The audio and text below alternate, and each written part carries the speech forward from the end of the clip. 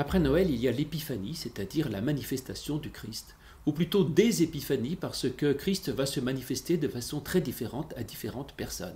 Il y a bien sûr les mages dans Matthieu avec leur étoile, mais aussi dans Luc les bergers qui vont découvrir le Messie par l'annonce d'anges et de manifestations de la gloire de Dieu. Nous pouvons en conclure que en fait, Jésus se manifeste de façon très différente suivant les personnes.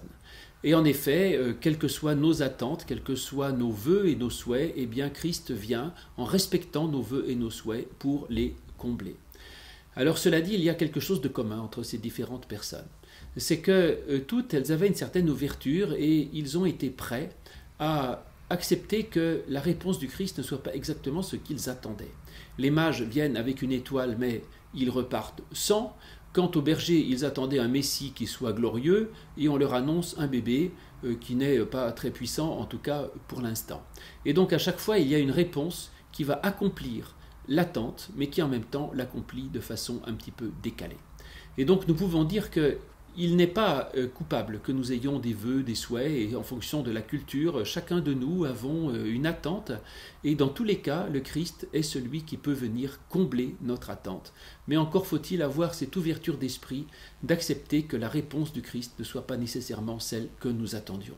C'est la même chose pour la prière. Nous disons que Dieu exauce toujours la prière, mais en fait, rarement de la manière avec laquelle nous voudrions qu'il l'exauce. Ainsi, n'ayons pas peur de nos vœux et de nos souhaits.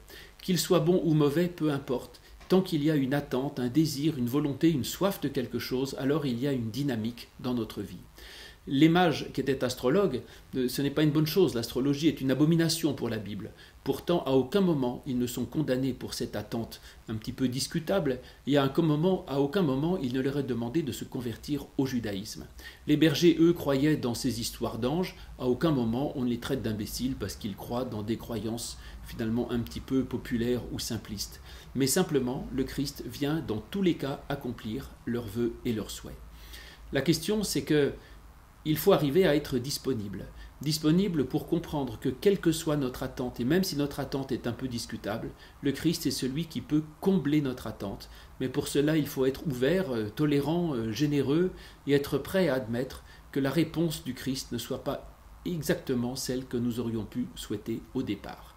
Alors n'ayons pas peur de faire des vœux, exprimons tous les vœux que nous pouvons avoir, et il n'y a pas de mauvais vœux, mais simplement soyons disponibles à comprendre quelle va être la réponse du Christ, et que dans tous les cas, quels que soient nos souhaits, le Christ peut nous combler et nous amener à l'accomplissement de toutes ses promesses, à condition que nous soyons en mesure d'écouter ce qu'il veut nous dire et de comprendre que sa réponse à lui est la bonne réponse.